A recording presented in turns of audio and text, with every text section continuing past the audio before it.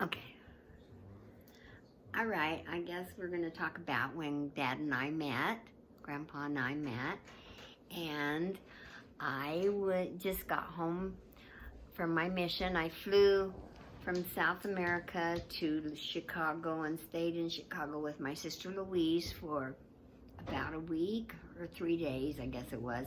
And then we traveled out to Wyoming by car, and we got into Casper it was about 1 o'clock on a Saturday, and so I was really excited to be home and see everybody. And I called all my brothers and say, "Hey, I'm home." And my oldest brother, Scott, was the first one I called because he was the oldest. But anyway, he said, "Rosie, why don't you come over to the church? Gary's being baptized." And so I went. So I said, "Okay." And I said, "Mom, were we going to go to Gary's baptism?" She said, "Yes, but that's not for an hour or so." But anyway, we went over to the church when it was time. And as I was walking in, John happened to be there as a priest. He was taking care of the water, of the, what do you call it, the baptismal font. He was watching the water and the baptismal font that it was filling. And so he saw me come up to walk, and he thought, there's that girl that her picture's over here. And thought, So I walked in, and I walked into it was the Relief Society room, and well, it's really the priesthood room. And I walked into the priesthood room, I guess, where they were having the baptism, and I saw everybody, and it was all my family or people from the ward that I grew up in. Only it wasn't a ward yet. It was still a branch. But anyway, and so there was all these people, though, that I knew, like family. And so I was hugging, and in South America, you give an abrazo and pat each other on the back like that. And so anyway, I was giving everybody hugs and kisses and everything, and going around the room, and John's looking at this, and he's going, and he says to my younger brother Richard, he said, "Who's that girl over there?" And Richard says, "Oh, you haven't met my sister. That's my little sister." And he says, "Rosie, come here." So I went over and said hello, and he said hello, and he said, "Rosie, this is John Baldwin." And I said, "Oh, nice to meet you." And I stuck out my hand. He got a handshake. Everybody else got hugs and kisses. And he goes, "That's it? I get a handshake? Everybody else gets hugs and kisses?" He's saying, "Hey, you're giving away free hugs and kisses." And so that's how it all started. And what was your first impression? My first impression was, he's a nice guy. Okay, was he good looking? Well, I didn't think he was that good looking at the time. I wasn't really into men I wasn't thinking that much because I just come home from a mission where everything was hands off, ladies, you just wait for a while. And so, then we met at Men and Gleaners, they called it. It was young single adults now. What's it called? Young Men and Gleaners. What's a gleaner? A gleaner is like they about Ruth when she gleaned the fields, and so they it was like, and used to be they had a name for all different age groups, even for young men used to be anything from mission age up, Gleaners used to be anywhere from up to 30, and then they went on to the adult classes. But anyway, it was instead of saying young single adults, they used to say young men and gleaners. And Richard, my brother, happened to be the leader of the young men and gleaners, and men and gleaners. And men and gleaners. And so anyway, we went to church that time.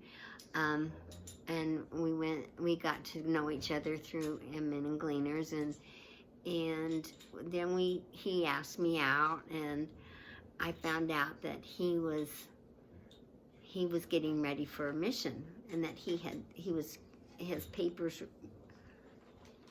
he was getting his papers ready to go on his mission. So how And old I were said, you "Oh." at this time? I was 23, and he was just 18, 19. He was 19. He was 19, and I was 23 at the time, and so it was because we're 6 years difference anyway. And so anyway, he said, "Do you want to go out?" And I said, "Okay, I'll tell you what. You get me ready for this Gentile life, and I'll get you ready for the mission field." Well, he helped me get into the Gentile life more than I helped him get into the mission field. But anyway, we had fun, and we had fun that summer, but I noticed that he didn't have much family support. Nobody in his family was active except his brother, who was in Germany at the time in the army, and so his sister, his brothers and sisters had all been baptized, and his mother had been baptized, and his father too, but his father was kind of out of the church. He was living with his father and his stepmother at the time that I met him, and his stepmother smoked like she was a chain smoker, you know. Whoa. And so, they ran a motel, and he had a room down, he had a room in the motel where he stayed with them. And he was kind of living on his own, saving his money for them. Oh no, wait, he didn't live with them then. He was living with Uncle Bill. Yeah. John's Uncle Bill. Basement. In the basement, Right. that's right. And so, anyway, he was, I thought, this poor guy, he's got no family support in the church. And I just thought he was, so when he went on his mission, I promised to write him and everything. And he came, and by then I had a job at the hospital before he left. I was there when he got his call and everything.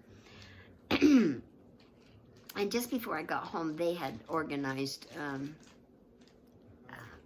a youth group going back to Palmyra pageant. And so they all went back to see all the historical church sites and the what do you call it, the Palmyra pageant. And so he went on that trip, and I stayed home and kind of got my life in order again and got a job at the hospital and everything, and I was working at the hospital. And so when he went on his mission, Where did he go? he went to California. Well, it was called West.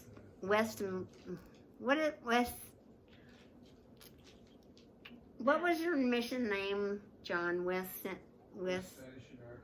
Spanish American Oh. at the time, and then it became Eastern California Mission. And anyway, he worked with the Spanish people in Los Angeles and some other places, and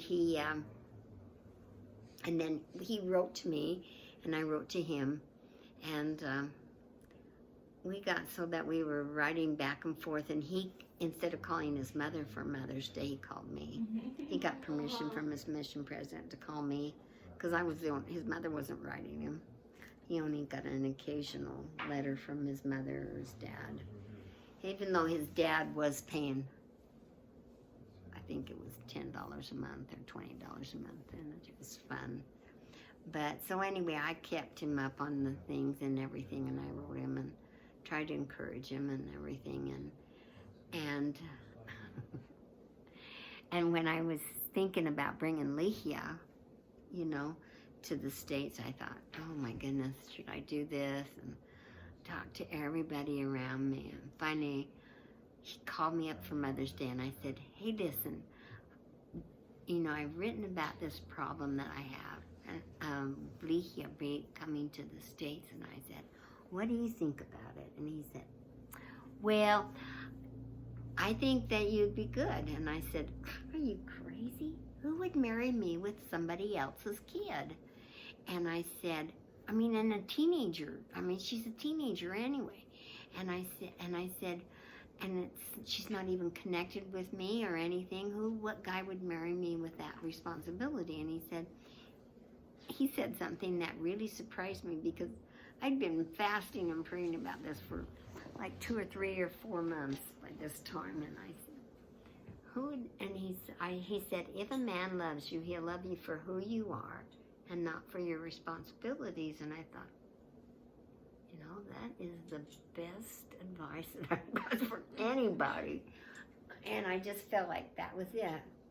So I said, would you? And he said, well, if things worked out, I think, yeah. And I thought, well, but we hadn't even talked about marriage or anything You before weren't even that. dating. You asked if he would marry Did you you. have feelings for him at that time?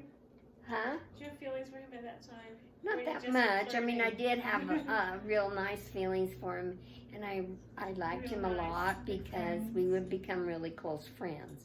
We built our friendship rather than trying to build a relationship, a love relationship. We built more of a friendship until just before he came home from his mission. But anyway, that's another story. Oh, hey, that's part of the story. Mom, that's exactly what happened to you. Huh? Never mind. Never mind. So anyway, then I fasted and prayed about it some more, and then I sent word to Brother Mena. I said, okay, send Lehia. So I had Lehia for a year before he got home, and that's how. Okay, so what happened when he got home? Well, before he got home. 'Cause this is Then the story just- of how you met Dad. Well, this is I came home on a mission, came down off the airplane, I had to fight her off at the airport. no, he didn't. At the airport, he had permission to kiss me at the airport. So you asked about that? He asked about that, and when he saw me, he goes, "Hi, how are you?"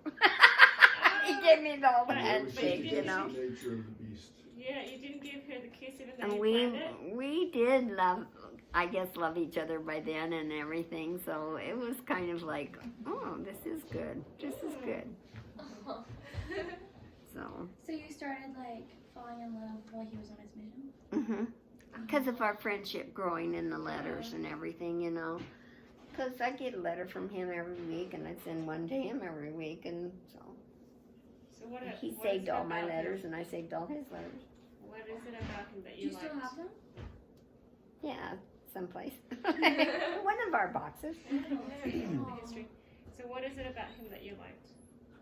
When you were I young? liked how he liked my family, because my family can be really ornery, you know, my brothers. And I liked how he had a strong testimony of the gospel, and that he was the strongest one of his whole family, that he's in the gospel more than his whole family. And then after he came home, and we talked about marriage and that, first of all, we just kind of dated a couple of times, and then we had the opportunity to go on a temple trip up to Idaho Falls Temple. So we were on the way to Idaho Falls Temple, and while we were in the temple, I kept thinking, he's going to ask me to marry him. I know he's going to ask me to marry him. I thought, what am I going to say when he asks me to marry him? And I thought, ooh, I don't know. I sit there in the temple session thinking of all this, and I'm thinking, and then he didn't ask me, and so I thought, okay, that one's over with. And so anyway, then we were dating some more, and then we decided to go up to Salt Lake to the temple one time, and that's when he asked me he took me into a corner in the celestial room in the Salt Lake Temple and asked me to be his wife, and I thought, okay. but I knew then that was the right time and place, so I said, yeah. What did he say? He said, I think we ought to spend our eternity together, or something like that. It was more than it wasn't I love you and I think we ought to do this, and he said, I think we'd be good love you in there. Well, we did say we loved each other, but we didn't even kiss because we were in this slush room. But you know, I said okay. That's so sweet. But it was just that's where we. And so every time we go back to the temple after that, or whenever we go to the Salt Lake Temple, we'd always sit in that sofa in the celestial room, and this is where you asked me to marry you. That's awesome. So that's it. What temple did you get married at? In the Salt Lake Temple, Oh, that was because so that was sweet. well. that's the By the next time we year. got married, even the Provo Temple hadn't been dedicated. We got married in 71. The Provo Temple was dedicated in 72, and so that was about the only ones around. Was still the Salt Lake and the Idaho Falls. There was 12 temples by that time. That still. So we had chosen the Salt Lake Temple. That's where he was endowed first, and that's where I was endowed first, and so that was kind of our thing. And so